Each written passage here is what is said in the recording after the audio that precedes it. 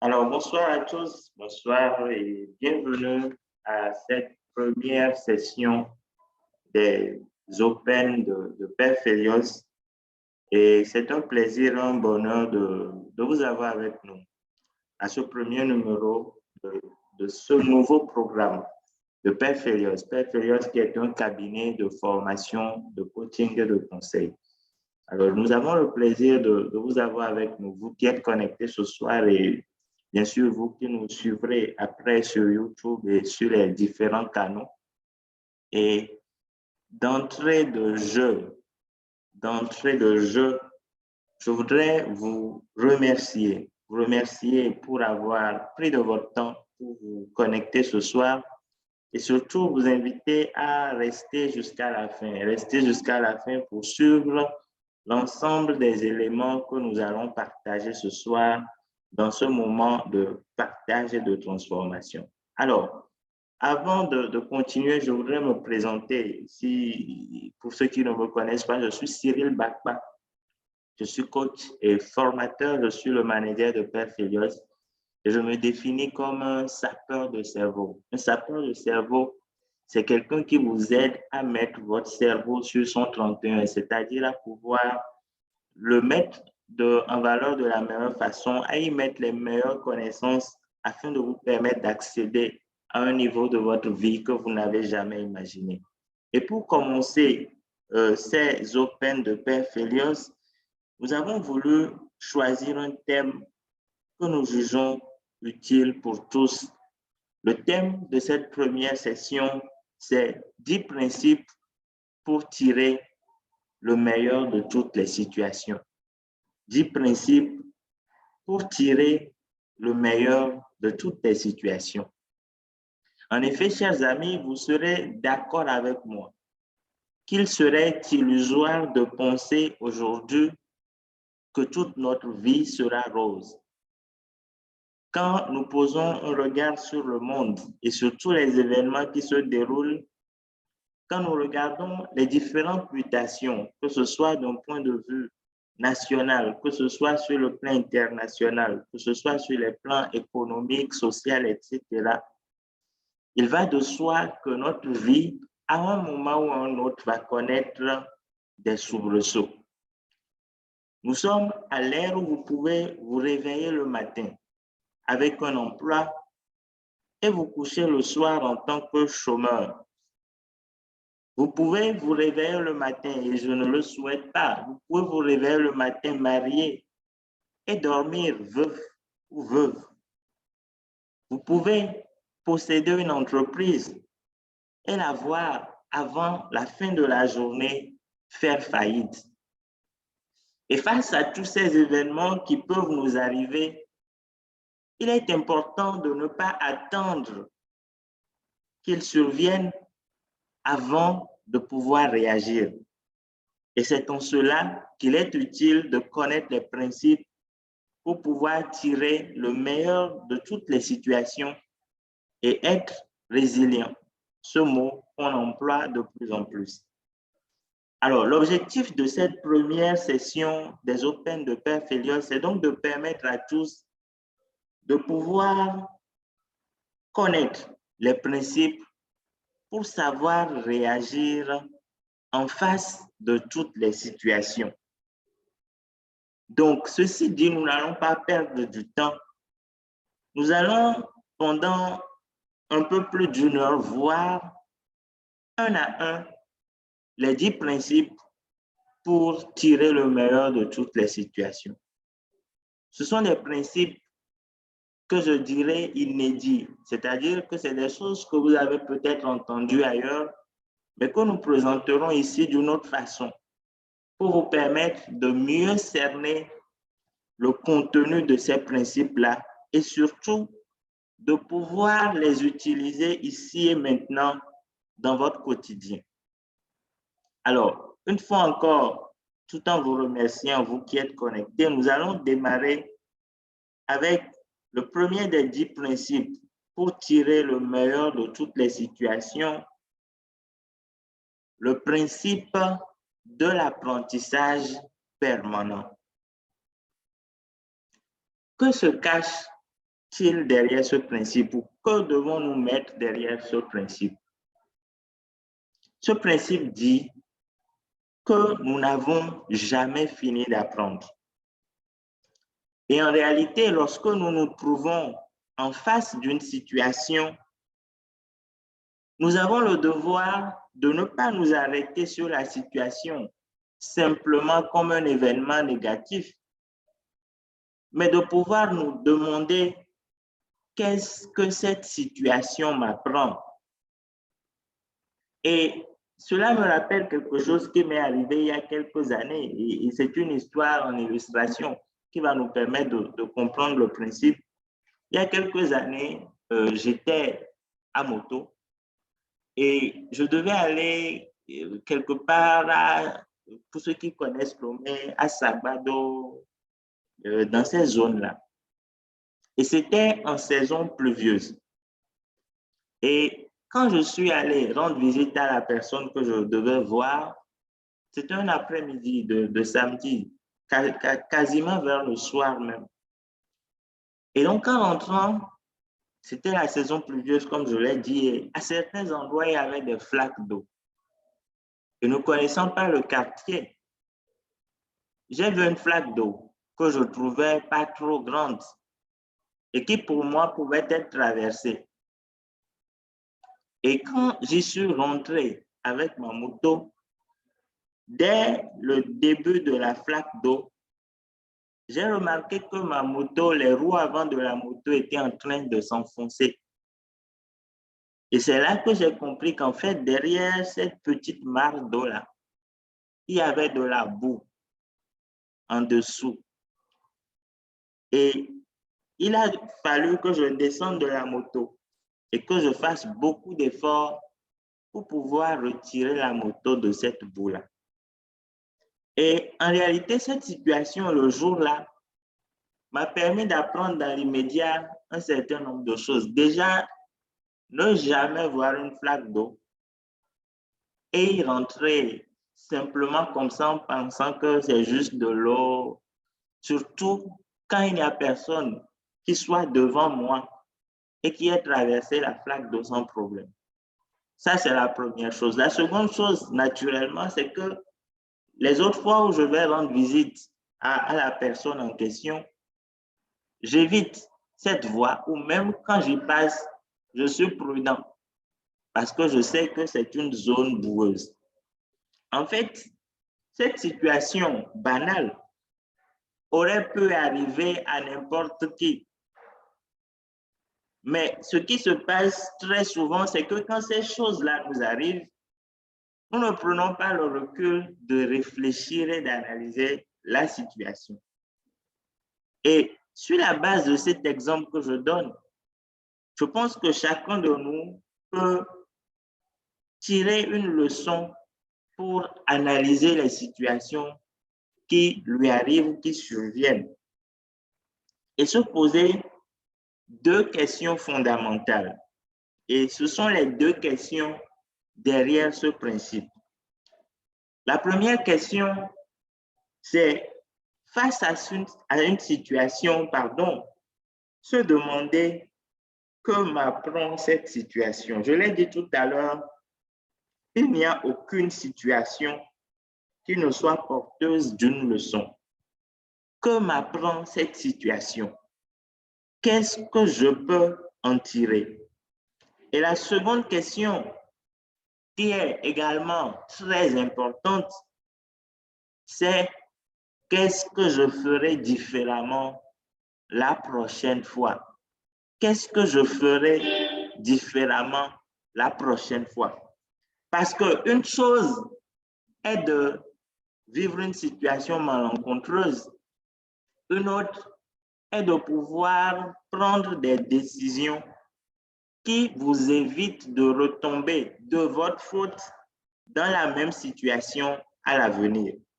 Donc, le premier principe, pour revenir très rapidement et en faire un résumé pour ceux qui ont perdu la connexion en temps, le premier principe, c'est de pouvoir avoir à l'idée que toute situation, même malencontreuse, m'enseigne quelque chose.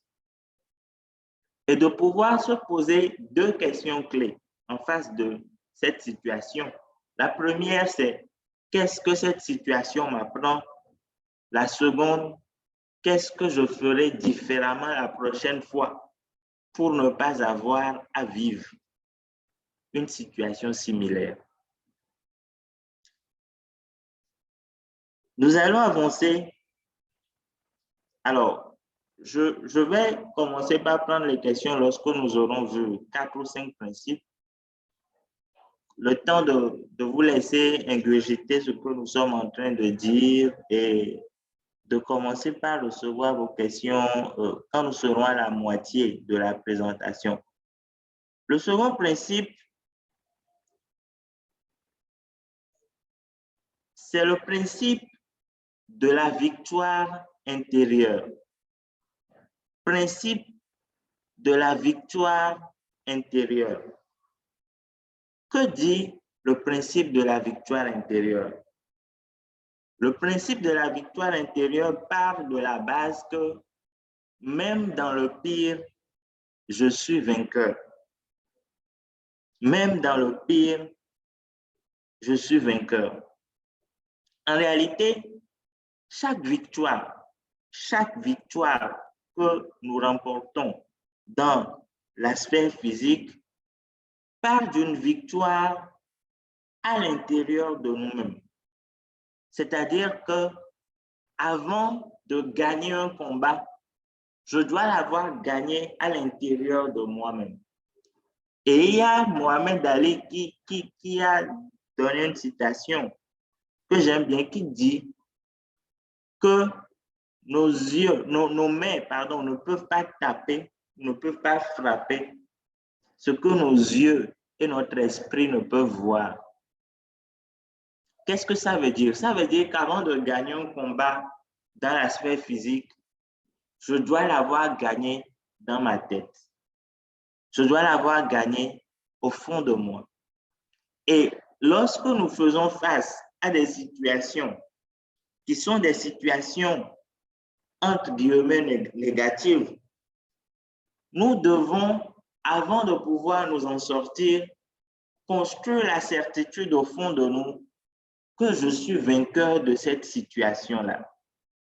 Et pour prendre un exemple, je pense que nous connaissons tous, dans une certaine mesure, l'histoire de Nelson Mandela. Et je voudrais m'attarder sur la partie de son histoire qu'il vit en prison. Nelson Mandela est rentré en prison alors qu'il avait déjà une quarantaine d'années. Je crois qu'il devait avoir entre 43 et 44 ans. Et il rentre en prison donc, laissant sa famille, sa carrière, et en étant condamné à perpétuité, c'est-à-dire qu'il rentre en prison sans savoir quand il sortira, ou même avec la certitude, s'il est un défaitiste, qu'il ne reverra jamais les autres parce qu'il rentre en prison pour toute sa vie. Mais pendant toutes ces années en prison, Nelson Mandela avait l'habitude de faire quelque chose chaque jour. Il récitait un poème, le poème Invictus. Je ne sais pas si quelqu'un connaît ici ce poème. Je ne sais pas si quelqu'un connaît ce poème. Si quelqu'un le connaît, il peut le dire en commentaire. Mais je vais très rapidement retrouver le texte pour vous le lire.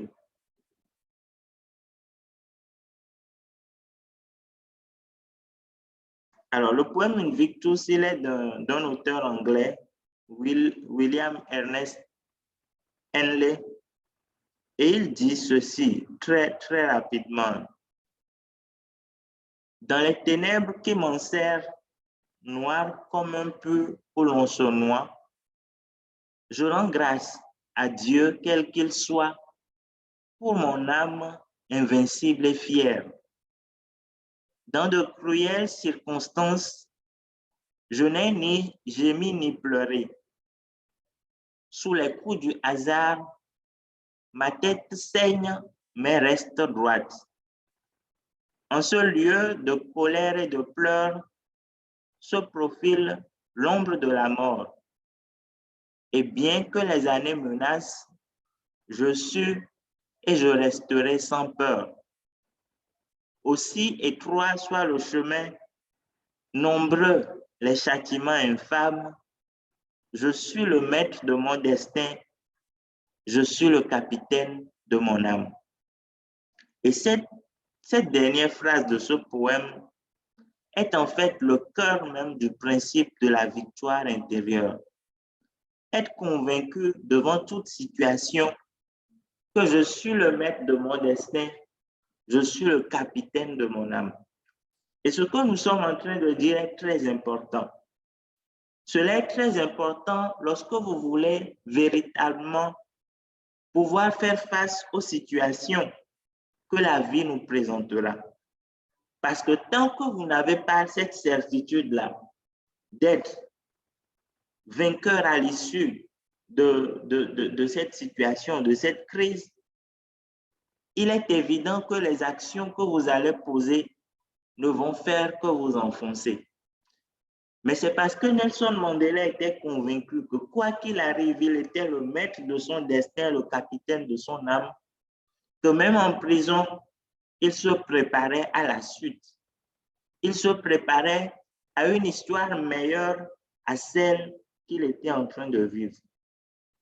Et ce principe-là, le principe de la victoire intérieure, nous amène à nous poser deux questions principales. Et je pense que ce sont ces questions-là que vous devez garder et que vous devez vous poser dès maintenant, mais plus encore lorsque vous ferez face à des situations difficiles.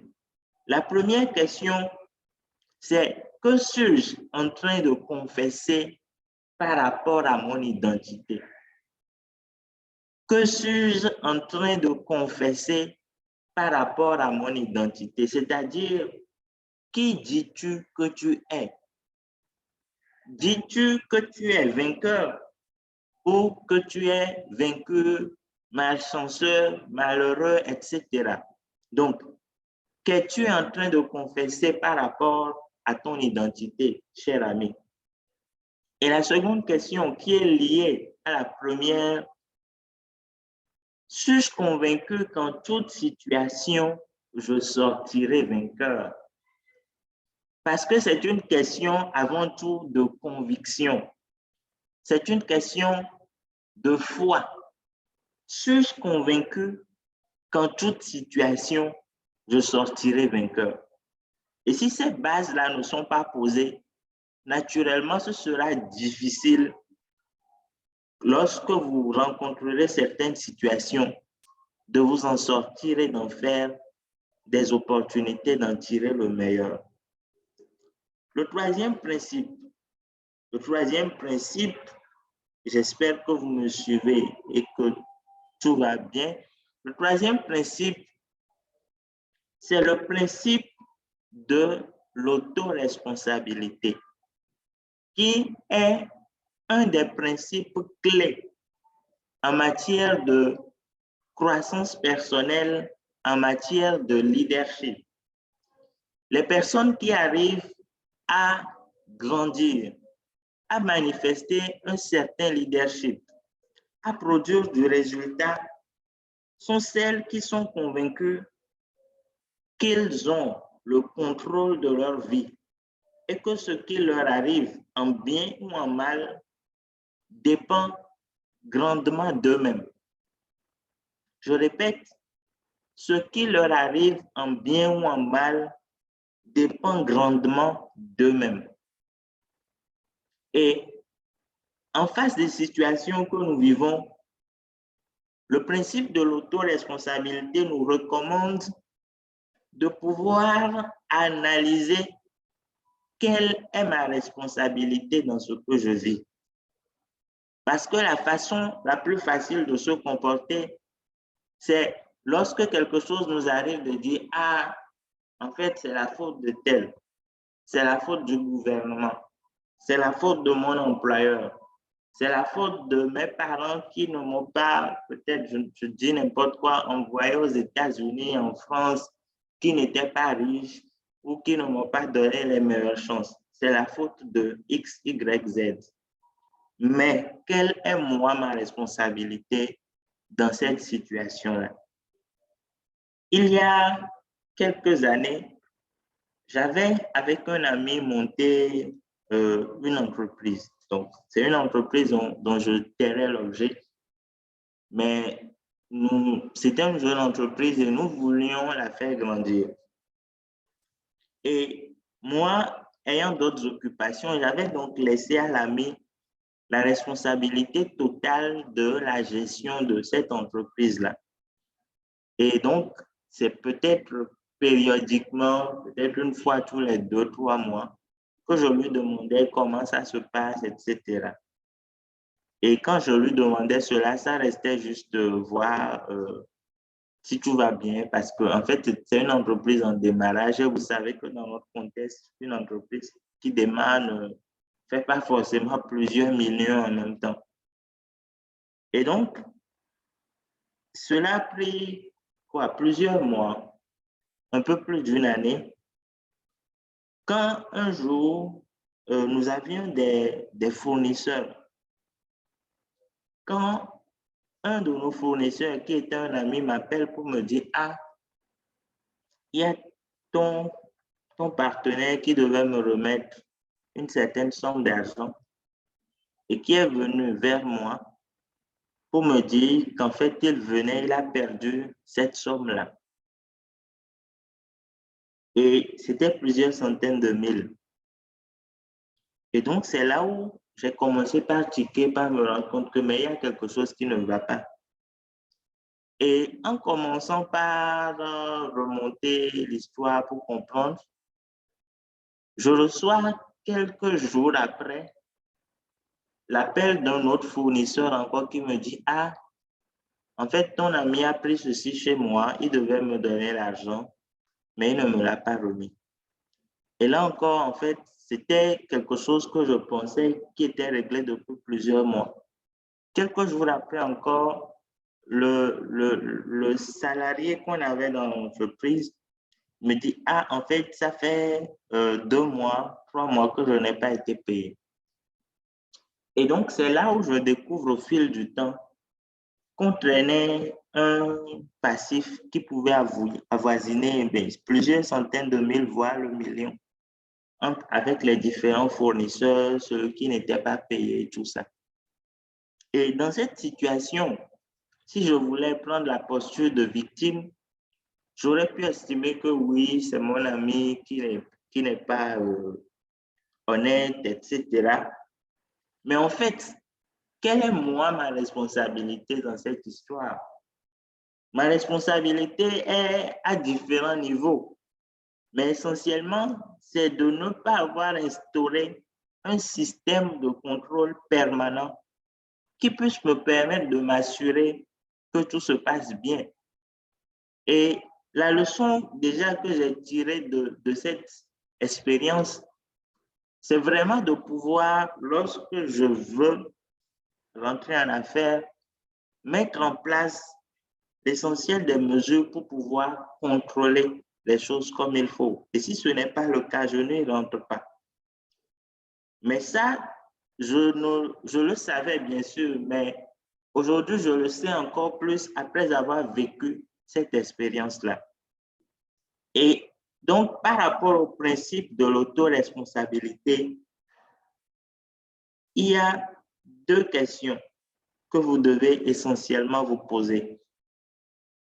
La première question, c'est quelle est ma responsabilité? Quelle est ma responsabilité par rapport à ce que je suis en train de vivre? Et je profite de cette question pour dire que reconnaître sa responsabilité, ce n'est pas se culpabiliser. Reconnaître sa responsabilité, c'est savoir que oui, j'aurais pu mieux faire ceci, et sur cette base-là, me corriger. Ce n'est pas juste dire oui, je suis coupable, j'aurais dû faire ceci et, je ne sais pas, mettre sur moi un poids qui ne va pas me servir à avancer. Parce que le but du principe de l'autoresponsabilité, c'est justement de nous permettre de savoir qu'à l'avenir, je ne dois plus faire telle ou telle autre erreur. Et cela nous emmène à la deuxième question. La deuxième question, c'est que dois-je faire différemment pour que cela n'arrive plus?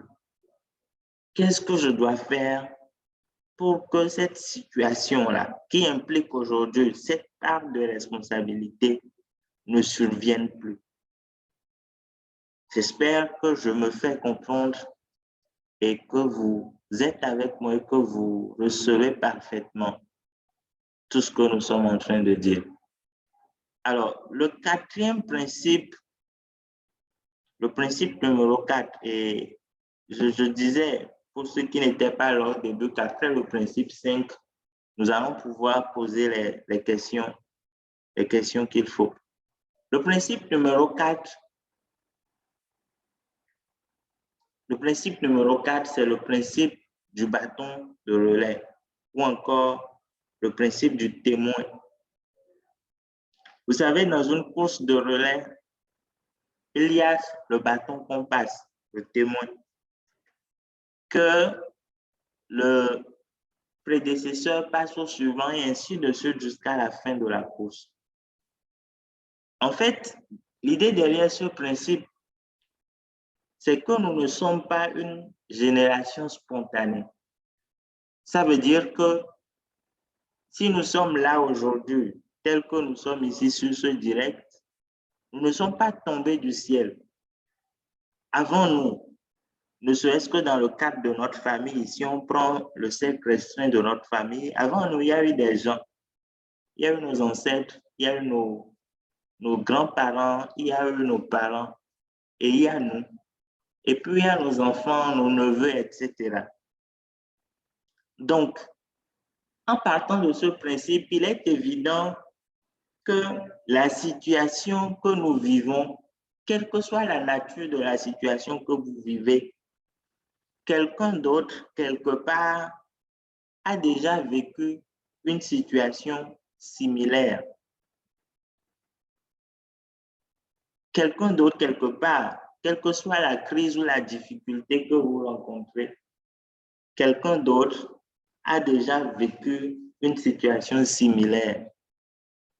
Et en fait, la façon de profiter de l'expérience de cette autre personne-là, c'est de pouvoir déjà savoir que tel ou tel autre a fait ceci et je peux m'en inspirer pour éviter de commettre les mêmes erreurs.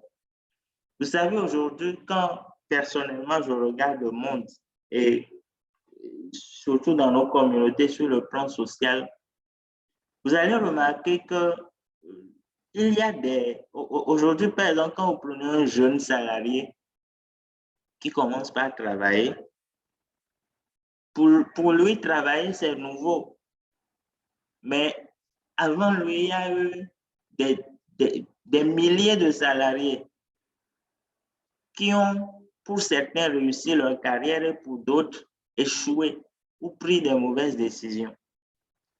Mais vous allez voir qu'aujourd'hui encore, des gens échouent ou prennent des mauvaises décisions. En grande partie parce qu'ils ne font pas l'effort de s'intéresser à qu'est-ce que les autres ont déjà fait et quelles leçons je peux tirer de ce qu'ils ont vécu pour ne pas avoir à vivre la même situation ou en face d'une situation X donnée pour ne pas faire les mêmes erreurs qu'ils ont fait de par le passé. Et en fait, c'est là où je trouve personnellement qu'en Afrique, nous avons du chemin à faire. Nous avons du chemin à faire dans ce sens que en Europe, par exemple, quand je dis l'Europe, je parle de l'Occident en général, vous allez voir qu'il y a tout le monde partage son expérience.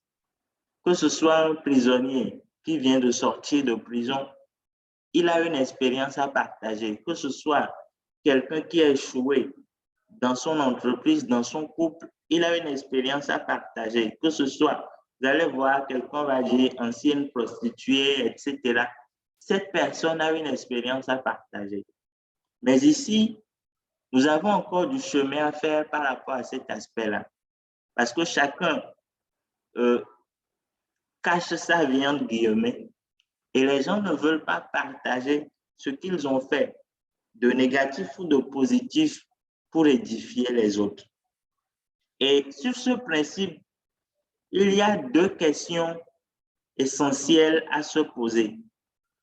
La première question, c'est lorsque je suis dans une situation, me demander qui dois-je écouter?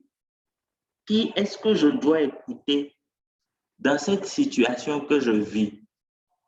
C'est-à-dire, qui a une expérience qui peut m'être utile par rapport à la situation dans laquelle je suis. Ça, c'est le premier niveau. Le second niveau, c'est que dois-je lire? Parce que l'expérience, elle peut être partagée en live, mais il y a d'autres personnes, peut-être dans d'autres contextes, qui ont vécu la même chose et qui l'ont écrit. Donc, qui dois-je écouter? Que dois-je lire par rapport à la situation dans laquelle je suis et que je suis en train de vivre? Le cinquième principe, avant de prendre vos questions si vous en avez, le cinquième principe, c'est le principe de l'opportunisme positif. Le principe de l'opportunisme positif. Derrière toute situation se cache une opportunité. C'est l'énoncé de ce principe, le principe de l'opportunisme positif.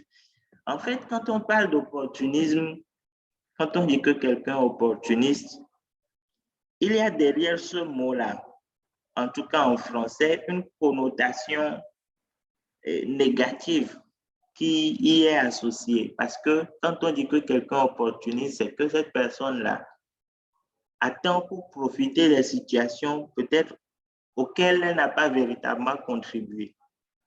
Mais en face des situations, nous devons utiliser le principe de l'opportunisme positif, c'est-à-dire pouvoir arriver à déceler l'opportunité derrière cette difficulté-là.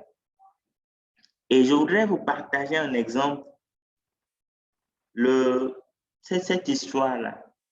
Je crois que tous ici, nous connaissons les post-it. Les post-it, c'est papier qu'on colle partout sur les tableaux, dans les bureaux, et qui servent à rappeler des choses, etc., à prendre des notes. Mais l'histoire derrière le post-it, la voici.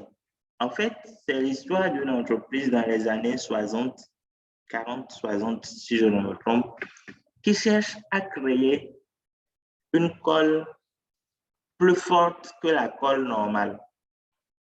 Et donc, les chercheurs commencent par travailler sur le processus d'une colle qui soit encore plus forte que la colle normale. Et ils travaillent dessus, et finalement, ils aboutissent sur une colle qui, au contraire, colle moins que la colle normale. Pour ne pas dire qu'il ne colle pas du tout, parce que le matériel qu'on veut coller peut se décoller. Donc, la colle ne collait pas. Et quand ça arrive comme ça, c'est un échec parce qu'ils ont pris plusieurs semaines, plusieurs mois de travail pour atteindre un objectif. Et finalement, c'est sur carrément autre chose qu'ils sont arrivés. Donc, naturellement, il peut y avoir de la déception. Et cette colle-là, il la garde quelque part. C'est-à-dire, le projet a échoué, les recherches doivent continuer. Et dans l'équipe des chercheurs, il y avait un des membres de l'équipe qui était dans une chorale à l'église. Et lorsqu'il était en train de travailler sur les morceaux avec les chorales, il avait donc besoin de petits papiers à mettre pour indiquer certaines nuances par rapport aux morceaux et tout. Et quand il mettait les papiers s'envolaient. C'est là où il s'est souvenu qu'en fait, mais il y a cette colle-là que nous avions faite dans l'équipe et qui n'avait pas marché. Donc, si je la mets, comme elle n'est pas forte, au moins elle peut rester un moment.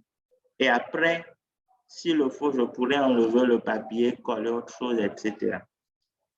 Et c'est sur ce principe-là, c'est en récupérant l'échec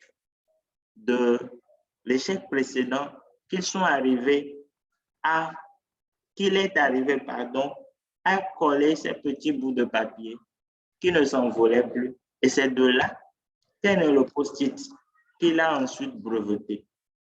Donc, vous voyez que d'une situation qui, à la base, peut être considérée comme entièrement négative parce que des mois d'efforts ont été investis pour aboutir à un objectif qui n'était pas l'objectif initial, on en arrive à inventer un nouveau produit qui a une utilité. Et donc, le principe de l'opportunisme positif nous amène à nous poser deux questions. La première question, c'est que puis-je tirer de positif de cette situation? Première question. Et seconde question, en quoi cela peut me servir à avancer? Je répète les deux questions. Que puis-je tirer de positif par rapport à cette situation? Et seconde question, en quoi cela peut me servir à avancer? Alors, je vais vous laisser la parole. Si vous avez des questions, nous sommes au principe 5. Nous en avons encore 5 à voir. Donc, très rapidement, si quelqu'un a une question, merci de la poser dans la discussion. Ou si vous voulez parler, je pourrais vous donner la parole. Vous levez juste la main, je vous donne la parole. Sinon, vous posez votre question dans la discussion. Ou s'il n'y a pas de question, merci de le signaler également pour que nous puissions avancer.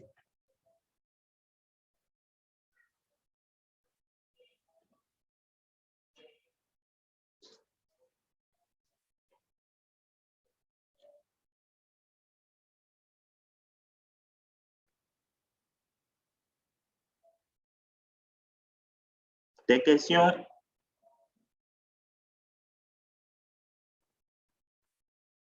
D'accord. Pas de questions, je pense que nous pouvons commencer. Nous allons avancer. Et lorsque vous aurez des questions, vous pourrez les laisser dans le chat. Principe 6. Principe 6. Le principe du ressort. Le principe du ressort. Je pense que nous connaissons tous le ressort. Le ressort, c'est ces petits bouts c'est pas du fer, mais c'est une forme de métal façon enroulé qui peut être compressé et reprendre une forme plus longue après avoir été compressé. Et derrière le principe du ressort se trouve une leçon. Parfois, dans certaines situations, il faut pouvoir reculer pour mieux sauter. Et en réalité, la plupart des situations négatives qui nous arrivent sont des situations qui, à première vue, nous font reculer. Mais celui qui veut tirer le meilleur de cette situation doit pouvoir l'analyser comme une situation qui va lui servir à rebondir et aller encore plus loin par rapport au niveau où il était avant de reculer. Et c'est un peu l'histoire de Samuel Eto'o dans son parcours de footballeur. Samuel Eto'o était au Cameroun, donc naturellement, et il arrive en Europe, je crois autour de 18, 19 ans ou un peu plus jeune, si je ne me trompe. Et quand il arrive, il est pendant quelques mois sans papier. Après, sa situation se régularise. Mais le premier grand club dans lequel il arrive en tant que joueur, c'est le Real Madrid.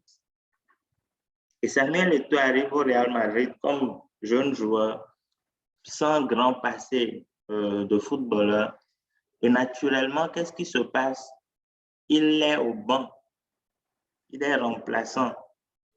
Il n'a que quelques petites minutes qu'il joue parfois et c'est beaucoup de frustration pour un joueur de passer du temps à rester au banc, etc. Donc, le Real Madrid, c'est un club très grand. Et Samuel Eto'o comprend que s'il veut avancer, s'il veut vraiment faire la carrière qu'il veut, il doit pouvoir descendre d'un cran, aller dans un club moins huppé pour se reconstruire et atteindre les niveaux qu'il vise.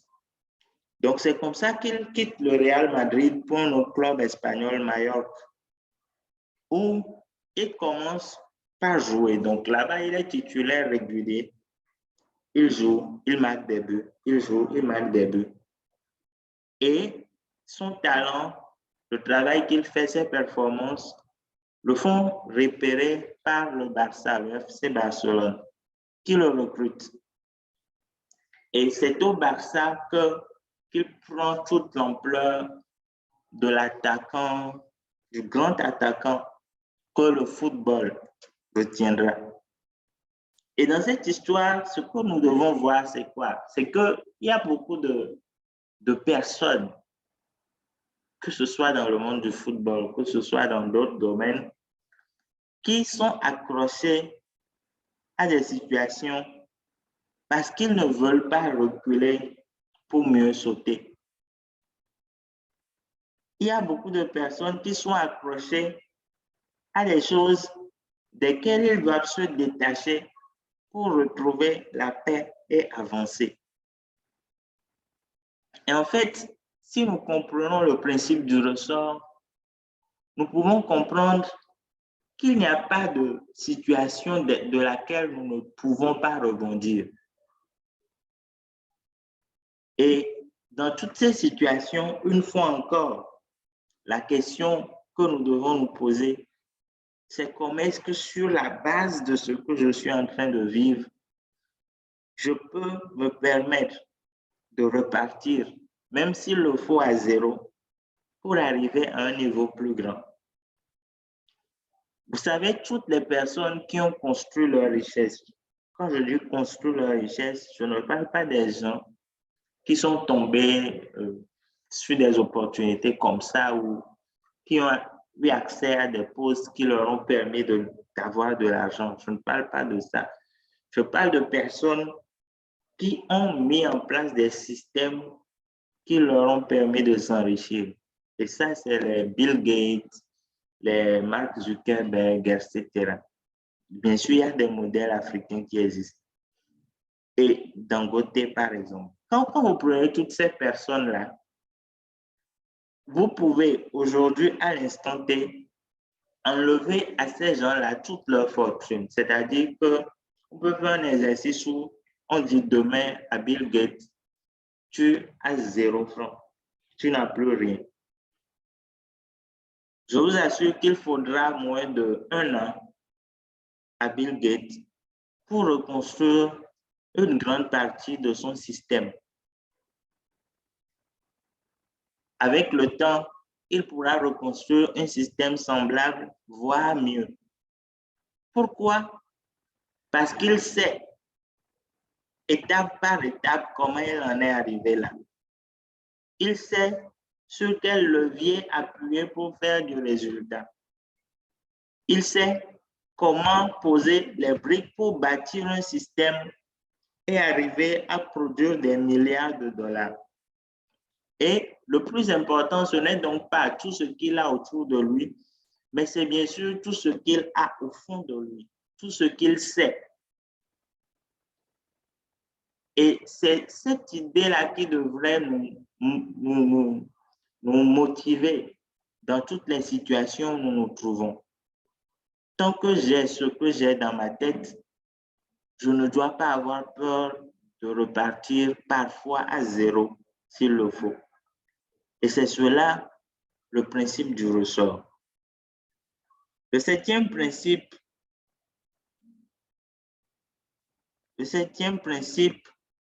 principe numéro 7, c'est le principe du colibri.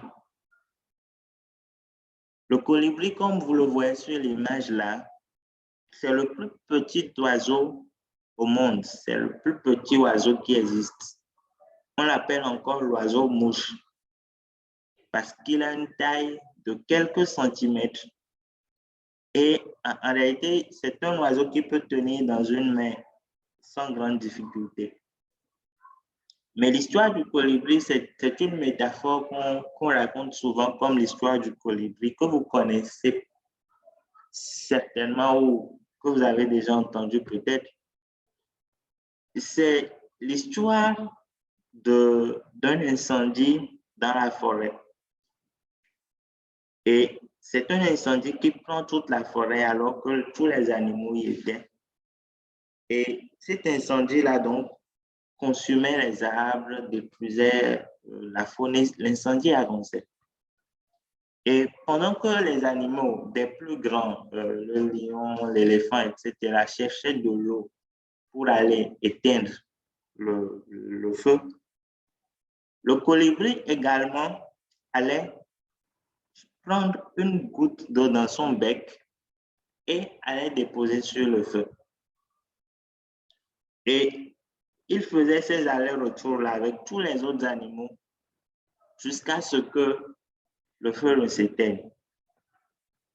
Et derrière cette action du colibri, il y a une première leçon, c'est qu'il n'y a pas d'action inutile. Le colibri aurait pu estimer que l'éléphant est grand, il peut éteindre seul le feu, mais la goutte d'eau du colibri a elle aussi apporté quelque chose. Mais au-delà, ce n'est pas sous cet angle que je souhaiterais qu'on analyse la chose, c'est sous l'angle de si je suis devant une situation, il y a certainement une action aussi petite, soit-elle, que je peux poser ici et maintenant pour pouvoir rentrer dans la phase solution par rapport au problème dans lequel je suis. Et en réalité, ce qui bloque la plupart des personnes, c'est qu'elles s'attendent à faire quelque chose de grandiose d'un coup. Par exemple, je donne un exemple. X a perdu son travail. X était peut-être payé à 400 000, 500 000 ou je ne sais combien. Et donc, X, pendant qu'il est au chômage, se dit qu'il ne va retravailler. Il ne fait rien, il souffre, mais il se dit qu'il ne va retravailler que s'il trouve un travail aussi bien que celui qu'il a perdu. Et en se mettant dans cette posture, il y a de fortes chances que X ne parvienne jamais à la solution. Pourquoi? Parce que, en fait, plus le temps va passer, plus il va perdre confiance en lui, plus il va perdre ses réflexes en matière de compétences, je veux dire, et plus il aura du mal à convaincre les employeurs parce que lorsque vous vivez une longue phase de chômage, on se pose des questions, est-ce que vous êtes toujours capable? Alors qu'il aurait juste fallu, ne serait-ce que pour garder la main, que X accepte de continuer quelque part, même si ce n'est pas le niveau idéal pour lui. C'est un exemple caricatural que je donne, mais on peut multiplier les exemples sous diverses facettes de notre vie, professionnelle, personnelle, financière, etc. Donc, la question que nous devons nous poser par rapport au principe du colibri lorsque nous sommes en face d'une situation, c'est de nous demander quel pas puis-je poser maintenant, aussi petit soit-il, pour sortir de cette difficulté. Quel pas puis-je poser maintenant, aussi petit soit-il, pour sortir de cette difficulté? C'est très important.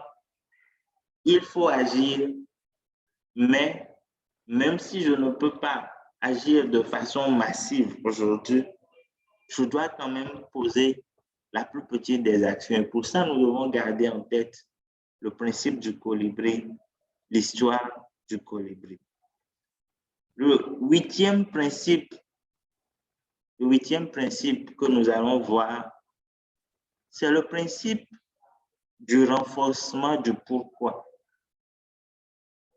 Le principe du renforcement du pourquoi. Et qu'est-ce que nous entendons par le principe de renforcement du pourquoi?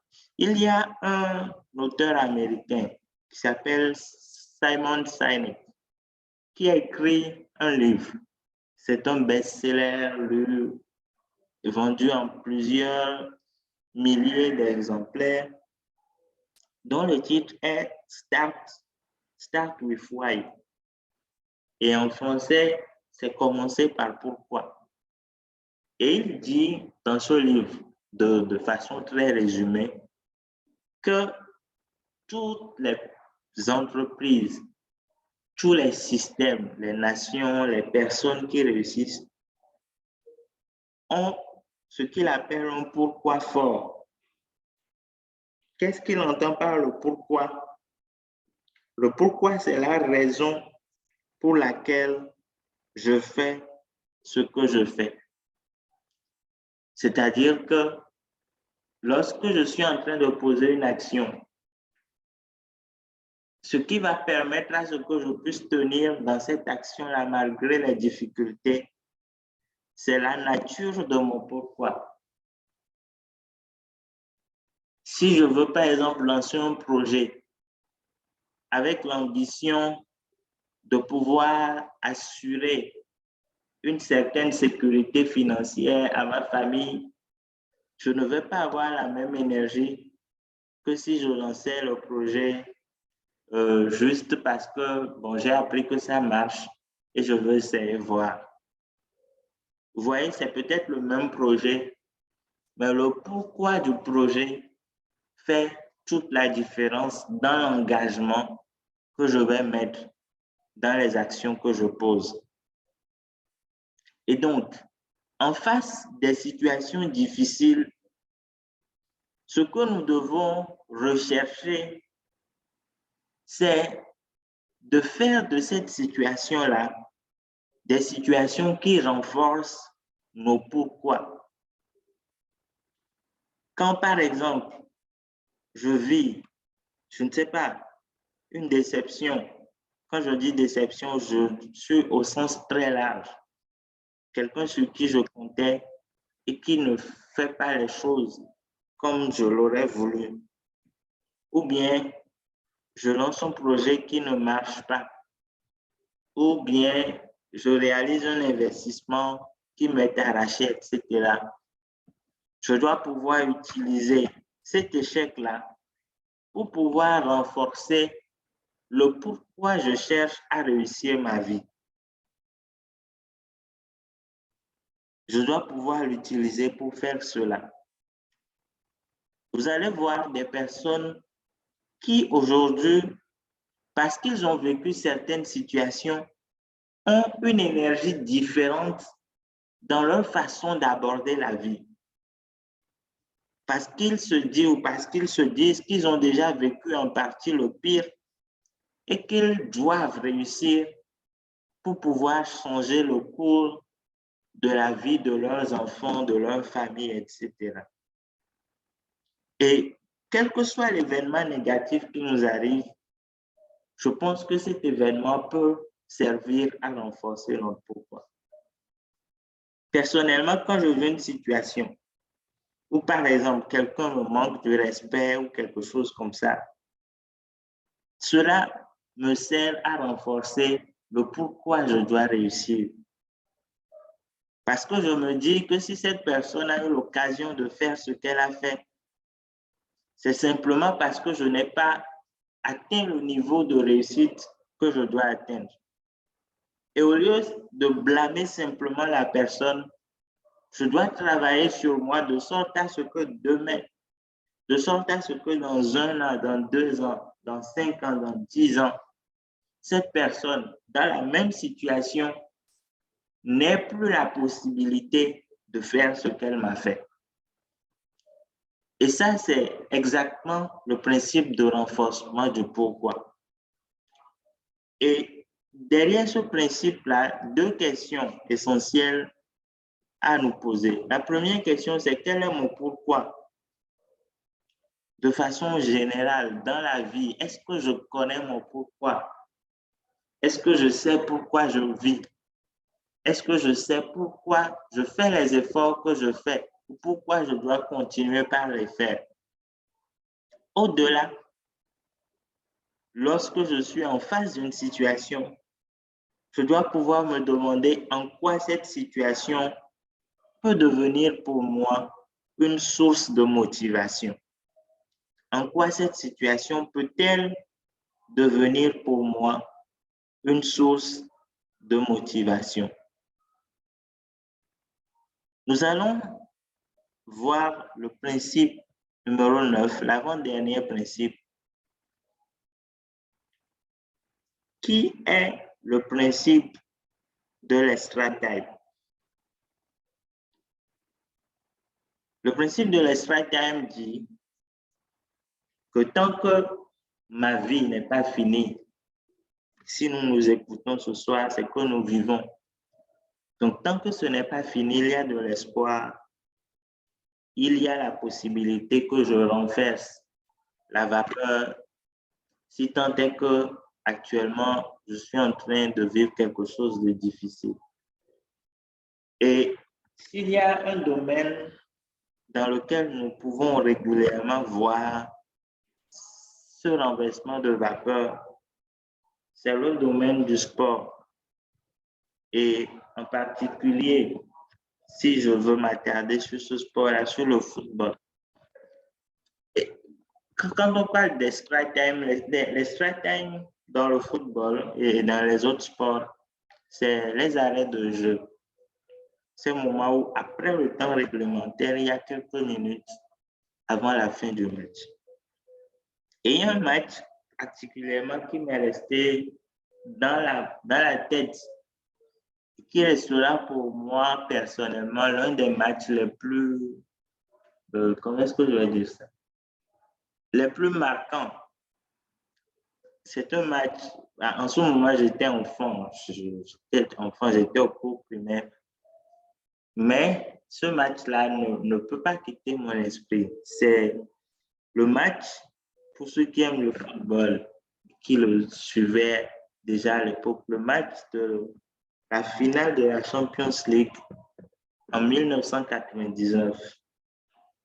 Cette finale de la Champions League en 1999 opposait Manchester United au Bayern Munich. Et pendant tout le match, quand je dis tout le match, c'est de la première mi-temps jusqu'à la 90e minute, le Bayern Munich menait par 1-0. Et lorsque vous menez par 1-0 à la 90e minute d'une finale de Champions League, c'est que quasiment vous avez gagné le match. Quasiment vous avez gagné le match. Le pire que vous pouvez imaginer, c'est d'aller dans les prolongations parce que l'adversaire a égalisé. Mais le jour-là, il y a eu pire que les prolongations. Parce que dans les 3-4 minutes d'arrêt de jeu qui ont été données, Manchester United a marqué 2 buts et a gagné cette finale-là dans les 3-4 dernières minutes de ce match, donc dans les arrêts de jeu.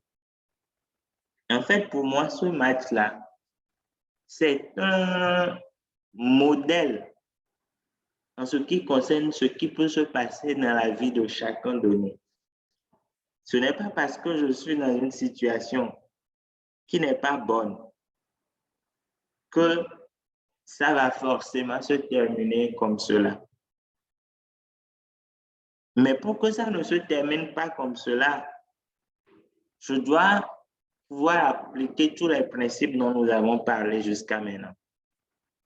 Que ce soit la victoire intérieure, que ce soit le colibri, que ce soit l'opportunisme positif, etc. Je dois pouvoir appliquer tous ces principes-là. Et je dois continuer par agir en recherchant les opportunités pour renverser la vapeur.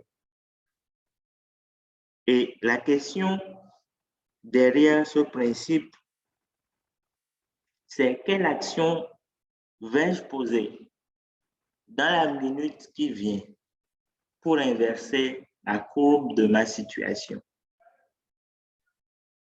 Quelle action vais-je poser dans la minute qui vient pour inverser le cours de la situation? Dans la minute qui vient, pas demain, pas la semaine prochaine. Parce que c'est ici et maintenant que si je veux corriger les choses, je dois engager des actions pour les corriger. Le 10e et dernier principe pour tirer le meilleur de toutes les situations, c'est le principe de l'amour inconditionnel. Et ce principe dit, au-delà de tout, aime inconditionnellement la vie. Qu'est-ce que ce principe veut nous dire? Je pense que ce principe est l'un des plus importants. Et c'est pour ça que je l'ai mis à la fin. Parce qu'il nourrit les autres principes. C'est parce que j'aime inconditionnellement ma vie, que je m'aime, que je vais continuer par me battre, même quand les choses ne vont pas sembler aller comme il faut. Mais à partir du moment où je baisse les bras et que je suis déçu de la vie, je ne serai plus à même de faire le moindre effort.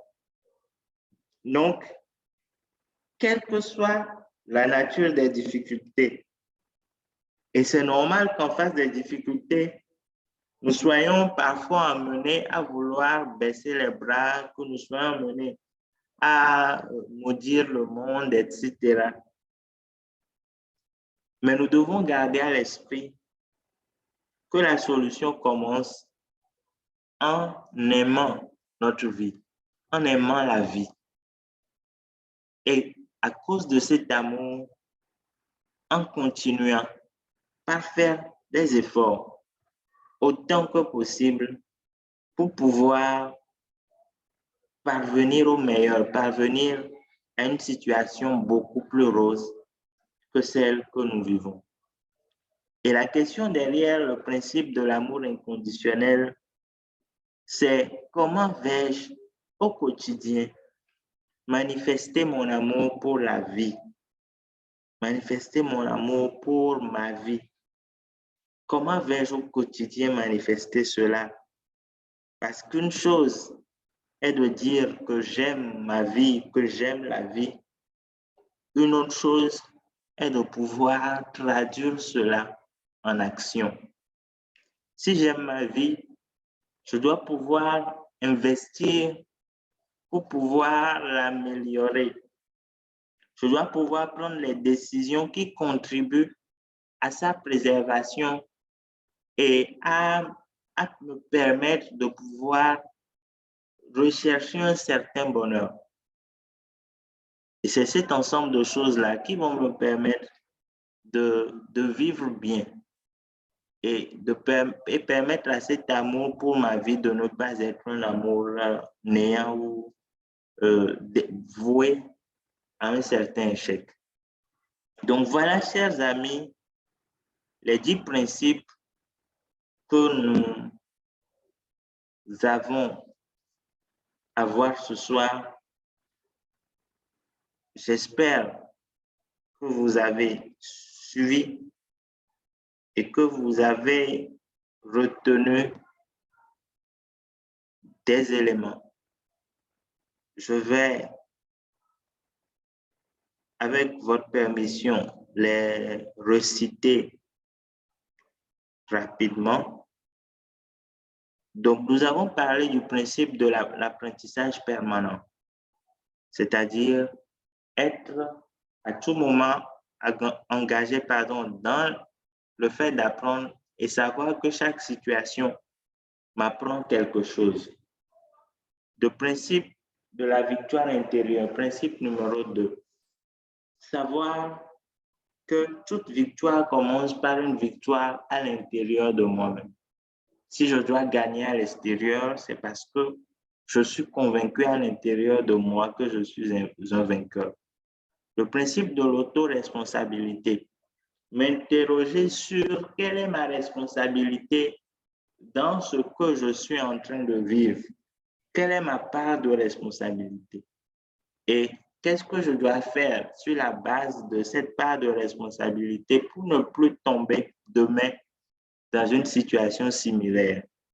Le principe du bâton de relais ou du témoin. En face d'une situation, savoir que je ne suis pas le seul à vivre cette situation. Il y a eu des gens avant moi qui l'ont vécu. Qui dois-je aller interroger pour tirer son expérience? Quel livre je dois lire pour profiter de l'expérience de l'auteur? Le principe de l'opportunisme positif. Je reviens dessus, ça va nous permettre de mieux suivre. Le principe de l'opportunisme positif, savoir que derrière toute situation se cache une opportunité et réfléchir pour pouvoir identifier cette opportunité-là. Le principe du ressort, reculer pour mieux sauter. Reculer pour mieux sauter. Le principe du colibri. Derrière chaque situation, il existe une petite action que je peux faire ici et maintenant pour commencer par entrevoir la solution. Le principe du renforcement du pourquoi. Derrière une situation négative se trouve l'opportunité de renforcer mon pourquoi, c'est-à-dire la raison pour laquelle je dois continuer par me battre. Le principe de l'extra time, tant que ce n'est pas fini, tant que ma vie continue, j'ai la possibilité de parvenir à une meilleure situation, à condition, bien sûr, de faire les efforts qu'il faut. Le principe, pour finir, le principe de l'amour inconditionnel. Aimer sa vie, l'aimer profondément et poser des actions qui vont dans le sens de parvenir au meilleur. Donc, voilà un peu 10 principes, les 10 principes pour tirer le meilleur de toutes les situations. Alors, si vous avez des questions, je pense que c'est le moment idéal pour pouvoir les poser.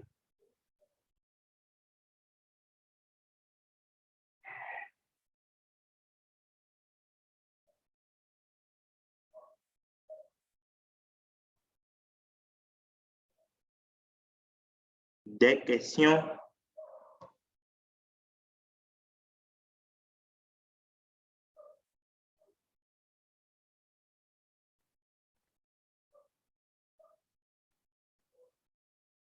Oui, Florent levait la main.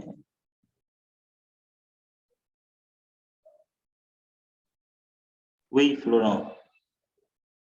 Oui, bonjour tout le monde. Bonjour, Florent. Bonjour. Franchement, il est vrai que j'avais une question, mais déjà le module 4, 5 et même le dernier module 10 ont répondu à ma question. Okay.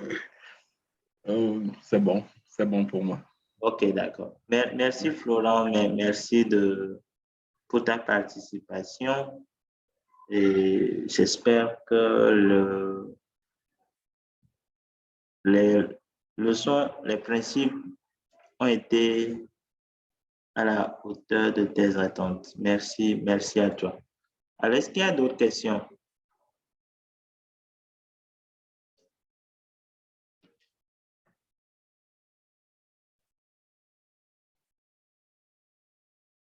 Est-ce que quelqu'un d'autre a une question?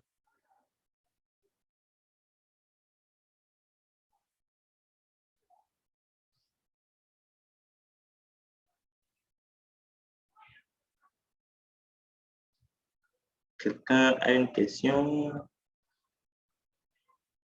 Alors, en attendant les questions, une fois encore, je nous remercie tous ceux qui sont connectés.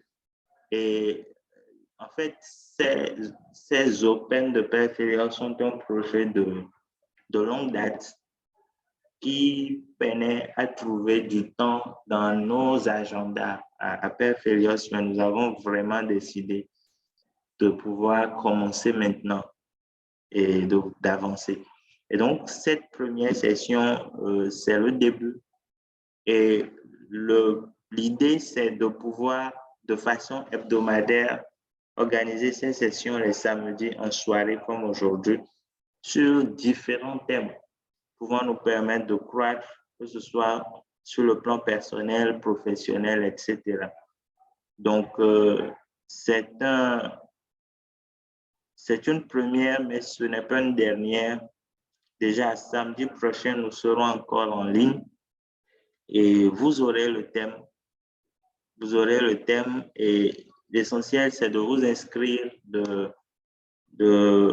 checker votre mail après pour pouvoir avoir le lien et puis ce sera bon pour pouvoir nous rejoindre. Donc, je profite également très rapidement pour vous présenter.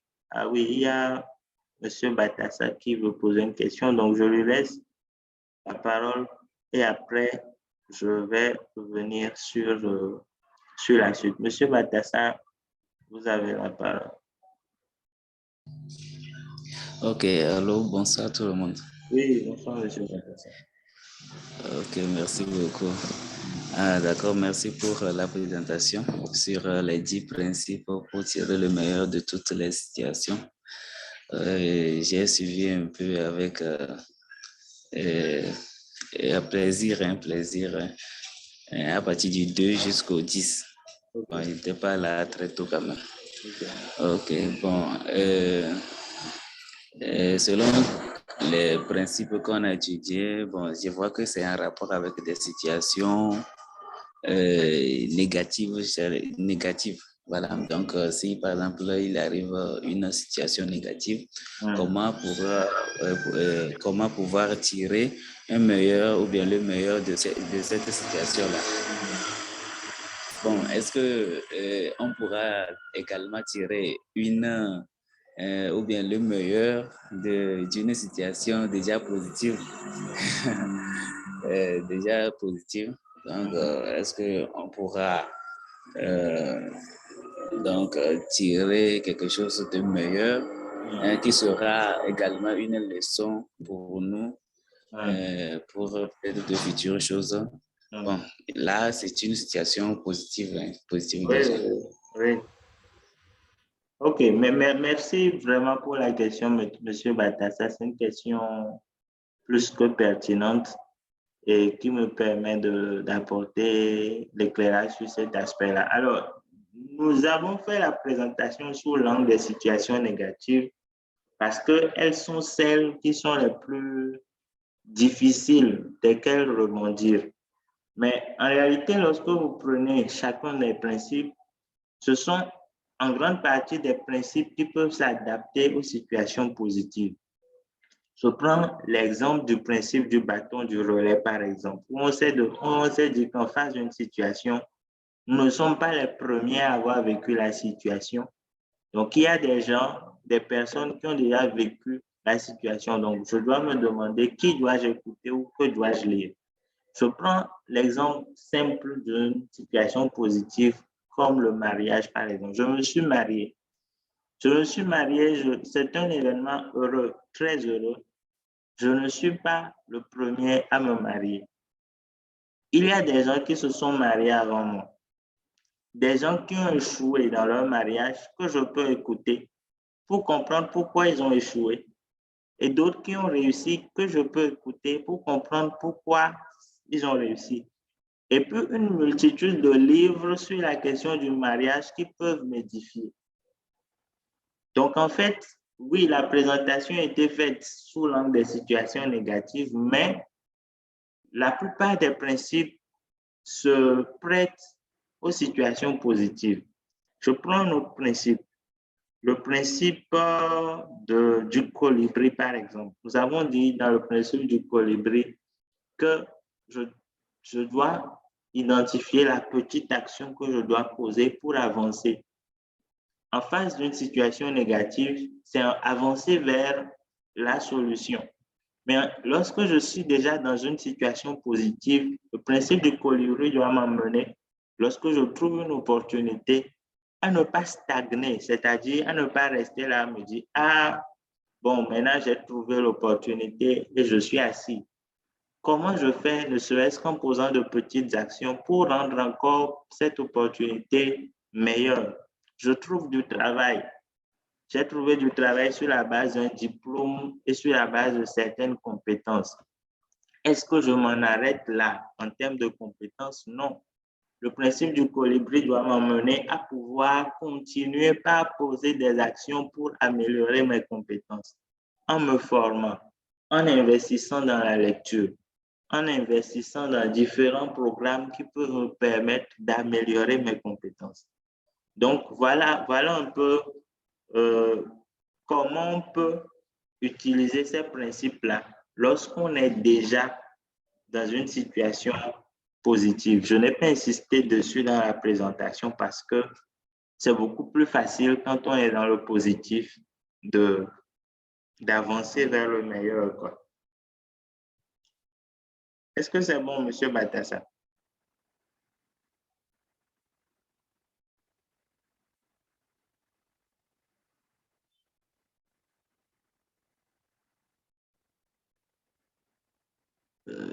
Je pense que ça peut aller. Bon, M. Batassa nous dira. Vous pourrez écrire dans la discussion si c'est bon pour vous. Donc voilà, je ne sais pas s'il y a d'autres questions, hein, mais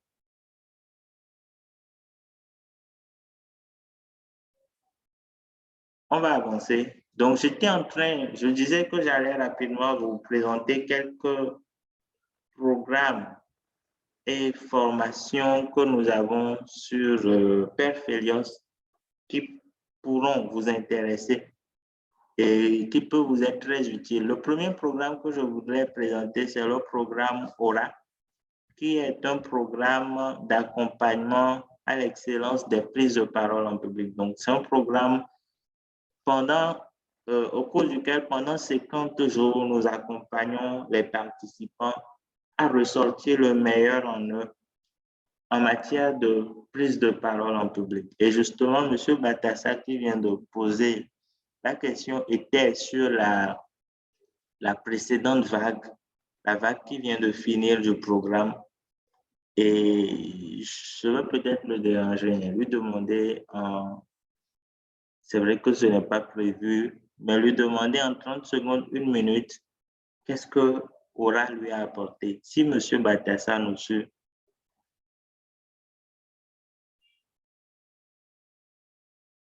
Monsieur Batassa, est-ce que vous me suivez?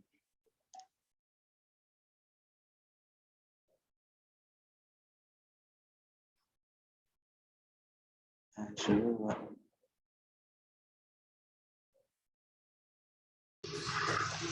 Ok.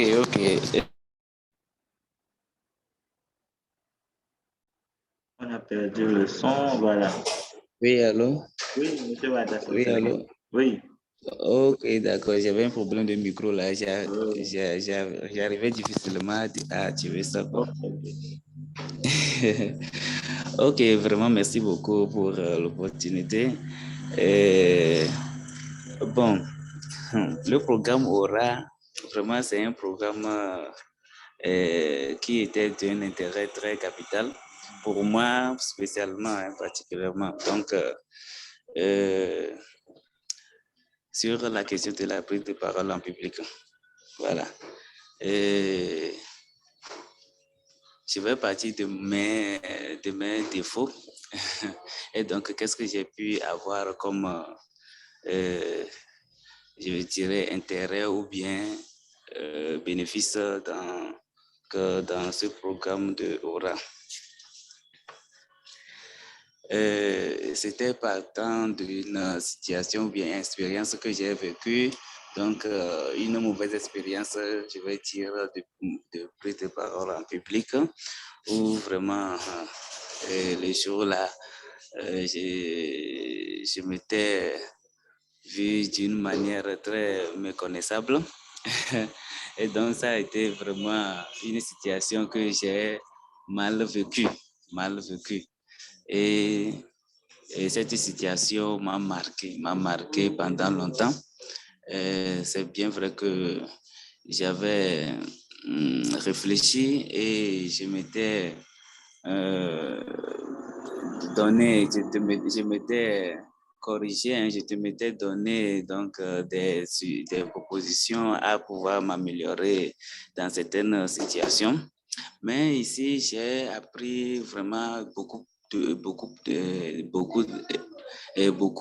par rapport à des principes, hein, qui m'ont aidé vraiment à m'améliorer si facilement, très facilement. Je pourrais donner le cas même de la carte mentale. Donc, c'était un outil vraiment très... je ne sais pas comment je vais apprécier ça. Très intéressant, que j'ai vraiment apprécié de mon côté, que j'utilise déjà. Et avec sa facilité donc d'utilisation, et donc ça aide vraiment à pouvoir structurer une présentation et à pouvoir la faire d'une manière très simple, même à n'importe quelle circonstance, hein. Donc sous n'importe quelle pression ou bien contrainte, tu pourras utiliser donc cet outil-là pour pouvoir t'en sortir si facilement. Voilà. Donc, vraiment, le programme Aura, ça, c'est vraiment une très petite partie donc, de ce que contient ce programme. Voilà, donc là, je vais m'arrêter vraiment à ce point-là seulement, mais je rassure à tout le monde que vraiment, il y a beaucoup de choses dedans, très, très beaucoup de choses dedans. Merci beaucoup. Merci, M. Batassa, pour le partage. Je pense que pour nous qui travaillons sur le programme, justement, l'objectif, c'est de faire en sorte que tous les participants puissent repartir avec leurs attentes satisfaites. Donc, quand c'est le cas, c'est un plaisir. Donc, je disais que la 4e vague va démarrer dans quelques jours, dans quelques semaines, plus précisément le 4 avril. Donc, nous sommes actuellement dans la phase des inscriptions pour la 4e vague. Le programme dure 50 jours. 50 jours. Donc, la 4e vague durera du 4 avril à fin mai. Et à la fin du programme, il y a une conférence de clôture qui permet de faire des prestations, de faire des exposés, de donner les attestations. Il y a 2 façons de s'inscrire, mais je ne vais pas perdre du temps sur ça ici. Pour plus d'informations, vous pouvez réécrire au mail avec lequel vous avez écrit le lien. Vous pouvez juste nous écrire sur le 70 03 98 46. C'est un numéro WhatsApp et vous aurez toutes les informations qu'il faut pour vous inscrire. Ici, par exemple, vous avez les remises des attestations lors des conférences de clôture 1 et 2. Il n'y a pas la photo de la conférence de clôture 3, mais le programme a commencé depuis l'année passée. Donc, c'est des vagues de 2 mois. Et nous allons aller à la 4e vague. Et il y a déjà eu plusieurs dizaines de personnes qui sont passées dans le programme du Togo d'ailleurs. Donc, nous serons ravis de vous avoir sur ce programme-là. Donc, pour toute information, 70 03 98 46 sur WhatsApp. Au-delà également, je voudrais vous parler d'un autre outil qui rentre dans la droite ligne de ce que nous avons vu ce soir, c'est-à-dire comment faire de toute situation une opportunité et plus spécifiquement dans ce cadre-là, comment faire d'une crise une opportunité. Ce soir, nous avons vu des principes généraux, mais au-delà de ces principes-là, qui sont déjà des pistes concrètes d'action, il y a également des façons de pouvoir s'engager. Lorsque je suis en face d'une crise, de pouvoir s'engager ici et maintenant dans l'action et connaître ses forces, pouvoir s'appuyer dessus pour pouvoir rebondir. Donc, ce livre-là que nous venons de sortir depuis quelques jours, dont le titre est « Chaque crise est une opportunité », est un outil que chacun devrait avoir lorsque vous vous préparez, lorsque vous travaillez à pouvoir sortir des crises. Et aujourd'hui, la situation du monde telle que nous l'avons présentée en introduction est telle que aucun de nous ne peut se dire à l'abri d'une crise.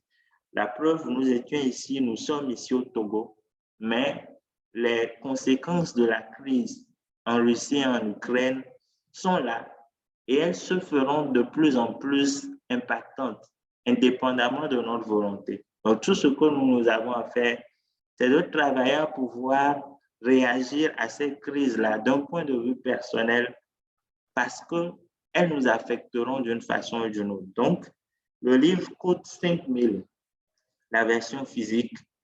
Vous pouvez commander votre exemplaire, vous faire livrer gratuitement si vous êtes à Lomé, moyennant de légers frais de livraison si vous êtes à l'intérieur du pays, ou bien partout dans le monde, le commander sur notre site qui est en bas, www.perfelios.com.